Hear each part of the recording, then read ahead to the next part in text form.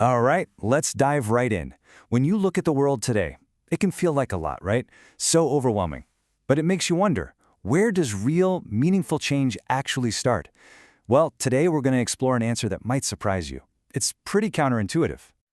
I mean, it's a huge question, right?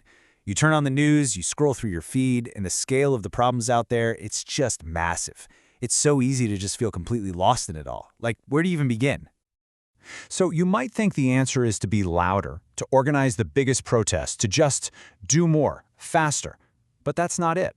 The answer we're looking at today, it doesn't start with any of that. It starts somewhere totally different.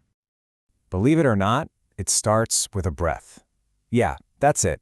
It all begins inside, with just one single regulated breath. You know, that simple act of just pausing, slowing down, and grounding yourself before you even try to change anything out there.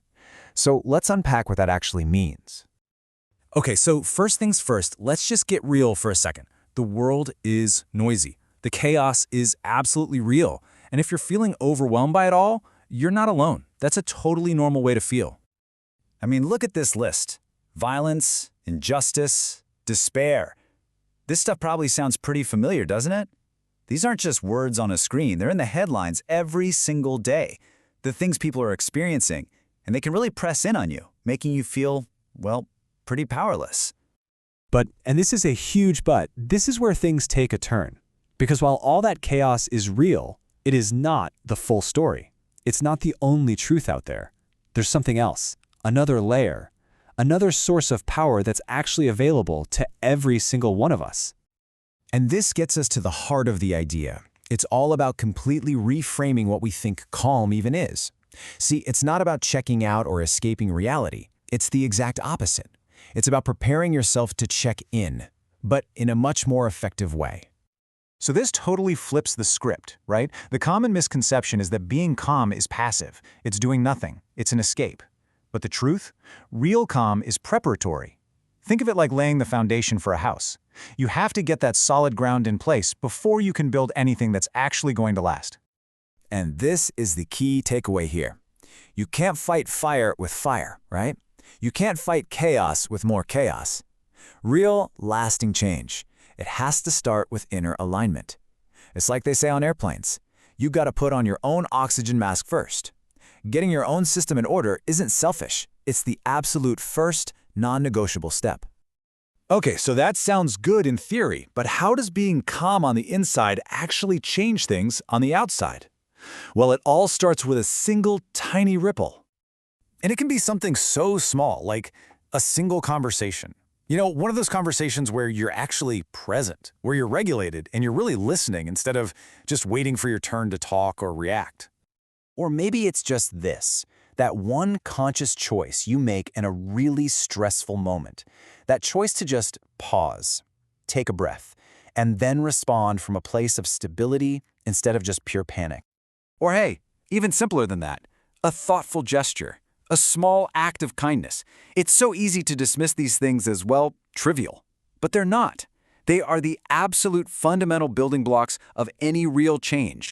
And here's how it actually works, the mechanics of it all. Your small, intentional act, it creates a ripple in the water, right?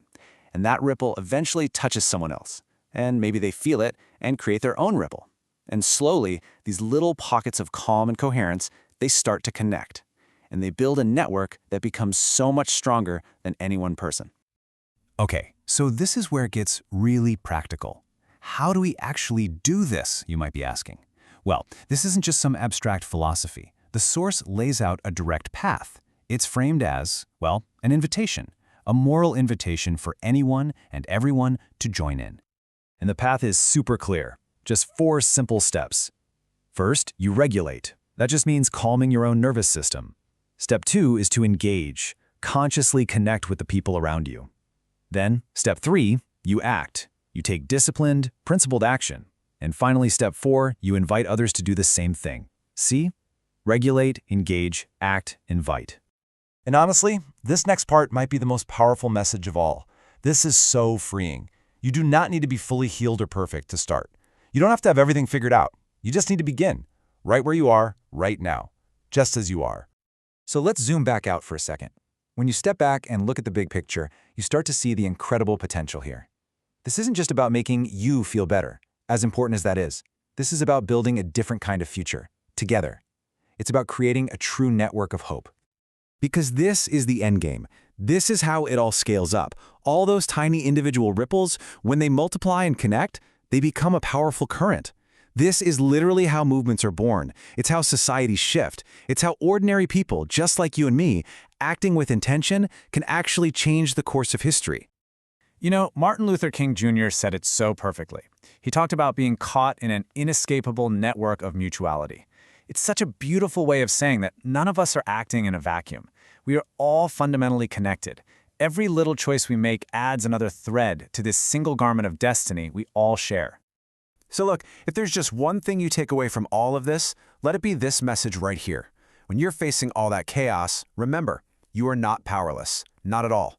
By starting with yourself, with that one breath, you're plugging yourself into this huge growing network of hope.